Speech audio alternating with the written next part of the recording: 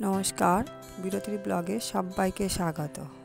আজ রবিবার, আজ আমাদের এক পুচকি সোনার অন্নপ্রাশন, সেখানেই যাব।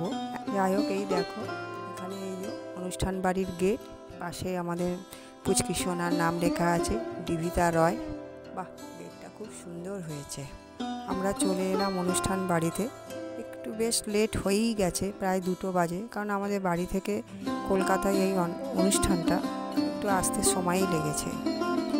আমরা ওপরে চলে এলাম, এসে দেখি আমাদের পুচকি সোনা ঘুমিয়ে পড়েছে ক্লান্ত হয়ে।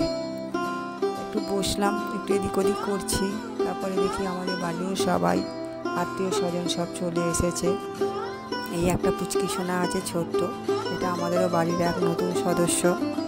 এইদিকে দেখি তার খাওয়াও হয়ে গেছে, আমরা টাইমে এসে পৌঁছাতে পারিনি। তাই টেবিলে খাবারের থালা প্লেট সবই আছে। কী কী খেয়েছে আমাদের ওই পুচকি সোনা সেটা তো দেখা গেল, কিন্তু তার খাওয়াটা আমরা খুব মিস করে গেছি। এইবার উঠে পড়েছে আমাদের পুচকি সোনা ডিভিতা, ওকে আমি রূপসা বলে ডাকি। এই দেখো তার মায়ের সঙ্গে এখন এসে একটু খেলছে। তারপরে খাওয়া দাওয়া করতে গেলাম, কিন্তু খাওয়া দাওয়ার ভিডিওটা করা আর হয়নি। খাওয়া দাওয়া করে এসে দেখি কেক কাটছে। একটা মজার ব্যাপার হলো এখানে 2টো কেক, একটা কেক পুচকি সোনা কেটেছে, একটা কেক মা বাবা কাটছে। প্রথমে একটু অবাক হয়ে গেছি, মা বাবা কেক কাটছে কেন।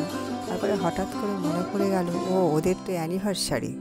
যাই হোক, অ্যানিভার্সারিটা আজ ছিল না, অ্যানিভার্সারি আগামীকাল ছিল। তা একই দিনে ওরা অনুষ্ঠানটা করে নিল। বিষয়টা খুব মজার, তাই না? আর খুব আনন্দের। আমার এই ভিডিওটা তোমাদের কেমন লাগলো জানাবে, আর আমাদের পুচকি সোনা ডিভিতাকেও কেমন লাগলো সেটাও তোমরা জানাবে।